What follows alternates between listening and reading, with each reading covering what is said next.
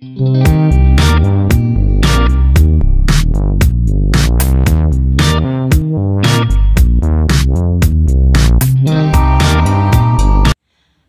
assalamualaikum warahmatullahi wabarakatuh. Ketemu lagi sama Bulia Isnaini di pelajaran IPS. Bagaimana kabarnya? Mudah-mudahan kalian baik ya. Pertemuan kali ini kita akan membahas tentang kehidupan masyarakat pada masa Hindu-Buddha bagian ketiga. Nah, kita masih akan berlanjut tentang kerajaan-kerajaan Hindu-Buddha yang pernah ada di Indonesia. Oke, kita simak penjelasannya. Let's check this out. Kerajaan Mataram kuno. Kerajaan yang berdiri sejak abad ke-8 Masehi terletak di wilayah Jawa Tengah dan Jawa Timur. Sumber sejarah kerajaan Mataram kuno diperoleh dari prasasti, di antaranya yang pertama Prasasti Canggal, yang kedua Prasasti Kalasan, yang ketiga Ratu Boko, yang keempat Nalanda, yang kelima Klurak, yang keenam Antiasih. Kehidupan politik kerajaan Mataram kuno. Yang pertama, Raja Sana. Sepeninggal Raja Sana digantikan oleh Raja Sanjaya. Raja Sanjaya memerintah secara bijaksana, rakyat hidup aman dan tentram. Lalu digantikan oleh Rakai Panangkaran. Rakai Panangkaran pernah memberikan hadiah tanah dan memerintah membangun sebuah candi untuk Dewi Tara, sebuah biara untuk para pendeta agama Buddha. Namun, sepeninggal Raja Rakai Panangkaran, kerajaan Mataram kuno akhirnya terpecah menjadi dua. Yang pertama ada keluarga Sanjaya yang beraliran Hindu terletak di Jawa bagian selatan. Yang kedua, Raja Shailendra keluarga Shailendra yang beraliran Buddha terletak di Jawa bagian utara. Keluarga Sanjaya yang beraliran Hindu, raja yang berkuasa selanjutnya terdapat pada Prasasti Canggal dan Mantiasih. Sedangkan keluarga Shailendra yang beraliran Buddha, raja yang berkuasa selanjutnya terdapat pada Prasasti Ligor, Nalanda, dan Klurak. Raja pada keluarga Sanjaya diantaranya adalah Rakai Pikatan, sedangkan raja dari keluarga Shailendra yaitu Pramodawardhani. Nah, lalu untuk keluarga Shailendra itu bukan dijabat oleh raja tetapi oleh ratu. Mereka pun akhirnya menikah dan mampu mempersatukan kembali kerajaan Mataram kuno yang sempat terpecah. Dan keturunannya yang menggantikan raja diantaranya adalah Dyah Balitung pada tahun 898 sampai 911 Masehi dan menjadi puncak kejayaan dari kerajaan Mataram kuno. Sepeninggal Dyah Balitung digantikan oleh Raja Daksa pada tahun 910 sampai 919 Masehi. Lalu digantikan oleh Tulodong pada tahun 919 sampai 924 dan digantikan lagi oleh Sri Maharaja Rakai Wawa pada tahun 924 sampai 929 Masehi. Kehidupan politik kerajaan Mataram kuno di sini pernah terjadi sebuah bencana. Ya. Pada masa pemerintah Sri Maharaja Rakai Wawa terjadi bencana meletusnya Gunung Merapi yang memporak-porandakan daerah Jawa Tengah. Empu Sindok sebagai pejabat dalam pemerintah memindahkan pusat kerajaan ke Jawa Timur. Selain bencana alam, perpindahan juga disebabkan karena adanya serangan dari kerajaan Sriwijaya. Kehidupan ekonomi kerajaan Mataram kuno diantaranya adalah pertanian dan juga maritim. Nah, ini disebabkan karena adanya Sungai Bengawan Solo yang mengalir di wilayah tersebut. Untuk karya dalam bidang kebudayaan di Kerajaan Mataram kuno, diantaranya dari keluarga Sanjaya yang beraliran Hindu itu ada Candi Dieng, lalu ada Candi Gedong Songo, dan Candi Prambanan. Kalian pasti tahu candi-candi yang ini karena ini adalah candi yang terkenal di Pulau Jawa. Karya dalam bidang kebudayaan untuk keluarga Shailendra yang beraliran Buddha diantaranya Candi Borobudur, Candi Mendut, dan Candi Pawon.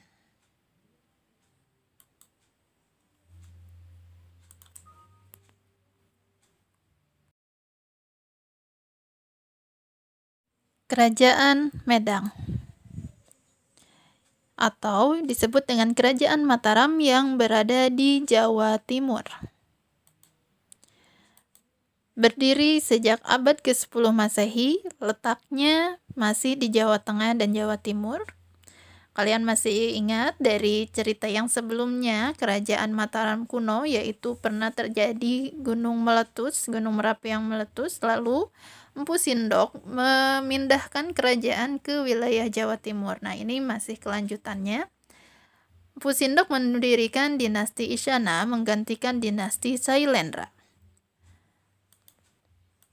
Sumber sejarah dari Kerajaan Medang diantaranya ada Prasasti Pucangan, Prasasti Anjuk Ladang, Prasasti Prada, Prasasti Limus,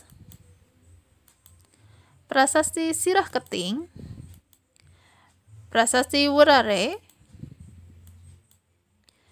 Prasasti Semangka. Maaf, untuk Prasasti Semangka Ibu belum ketemu gambarnya. Jadi kita lanjut ke Prasasti Silet, Prasasti Turun Hyang, dan Prasasti Gandakuti. Sumber sejarah Kerajaan Medang lainnya yaitu didapat dari berita dari India dan Cina. Sistem pemerintahan Kerajaan Medang. Di sini pertama yaitu ada Empu Sindok atau disebut dengan Sri Maharaja Rakai Hino Sri Isana Wikrana Dharma Tunggadewa yang memerintah pada tahun 929 sampai 948 Masehi. Lalu digantikan oleh Sri Isyana Tunggawijaya, digantikan oleh Sri Makutawang Swardana setelah peninggalan Sri Isyana Tunggawijaya wafat. Lalu Sri Makutawang Swardana wafat juga diganti oleh Sri Dharma Wangsa Teguh Ananta Wikrama. Sistem pemerintahan Kerajaan Medang. Ini ada cerita. Berdasarkan berita dari Cina, disebut bahwa Dharma Wangsa pada tahun 990 Masehi mengadakan serangan ke Sriwijaya sebagai upaya untuk mematahkan monopoli perdagangan Sriwijaya. Akan tetapi upayanya mengalami kegagalan. Pada tahun 1016 Masehi, Raja Wurawari menyerang Dharma Wangsa, diduga atas dorongan kerajaan Sriwijaya. Serangan ini terjadi pada saat Dharma Wangsa sedang melaksanakan perkawinan antara putrinya dengan Erlangga. Erlangga adalah putra dari Raja Udayana dari Bali. Dalam peristiwa ini, hanya Erlangga yang berhasil menyelamatkan diri bersama seorang pengikutnya yang bernama Norotama. Erlangga bersembunyi di Wonogiri dan hidup sebagai petapa pada tahun 1919 Masehi. Erlangga dinobatkan jadi raja menggantikan Dharma Wangsa oleh para pendeta Buddha. Ia mengadakan hubungan baik dengan Sriwijaya dengan ikut membantu Sriwijaya ketika diserang oleh Raja Kola Mandala. Erlangga juga berhasil mempersatukan kembali daerah-daerah yang pernah dikuasai Dharmawangsa ketika dulu. Ia juga memindahkan ibu kota kerajaan dari Daha ke Kahuripan. Pada tahun 1042 Masehi, Airlangga menyerahkan kekuasaannya kepada putrinya yang bernama Sang Ramawijaya Tunggadewi. Namun, putrinya menolak dan memilih menjadi petapa dengan nama Ratu Giri Putri. Nah, karena tidak ada yang menggantikan, akhirnya Erlangga pun memerintahkan Empu Barada untuk membagi dua kerajaan, yaitu Panjalu dengan ibu kotanya di Daha dan Jenggala yang beribu kota di Kahuripan, untuk mencegah terjadinya perang saudara di antara kedua putranya yang lahir dari Selir.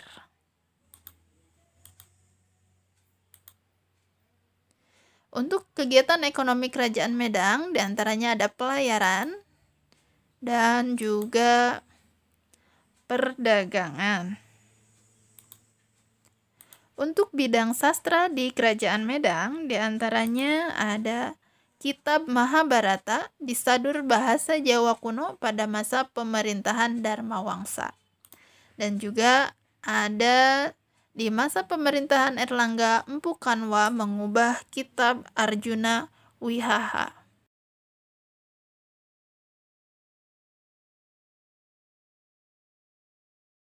Kerajaan Kediri.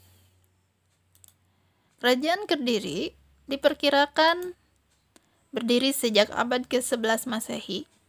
Letaknya masih sama dengan kerajaan sebelumnya karena kerajaan Kediri masih berlanjut dari kerajaan sebelumnya, yaitu kerajaan Medang.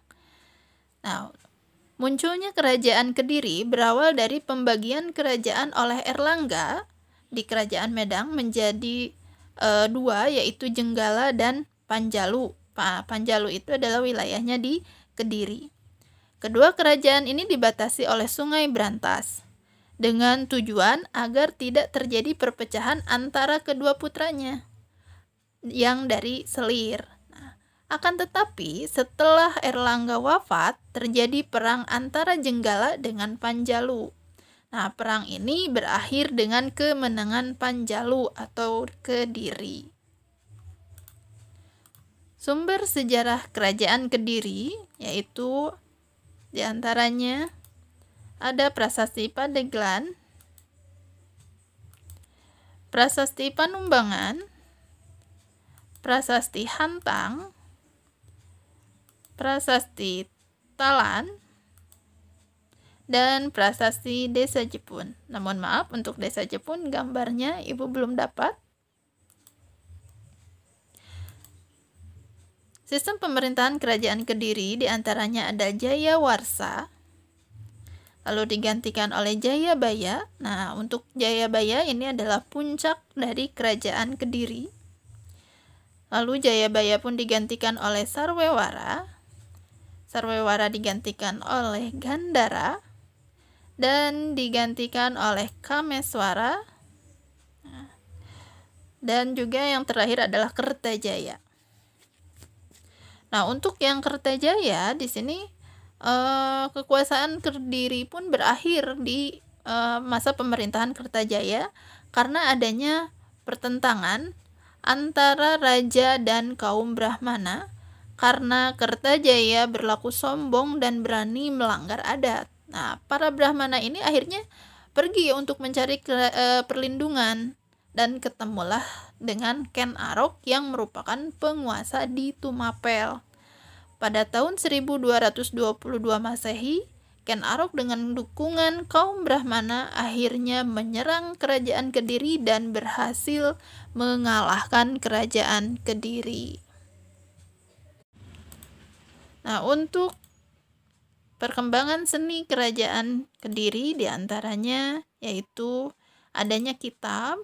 Yang pertama Kitab Bharatayuda, yang kedua Kitab Kresnayana, yang ketiga Kitab Smaradhana, Yang keempat adalah kitab Lubdaka.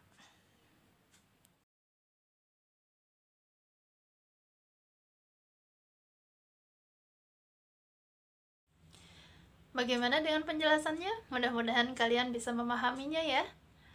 Oke, kita ketemu lagi di video-video selanjutnya nanti. Sampai jumpa. Assalamualaikum. Tetap semangat.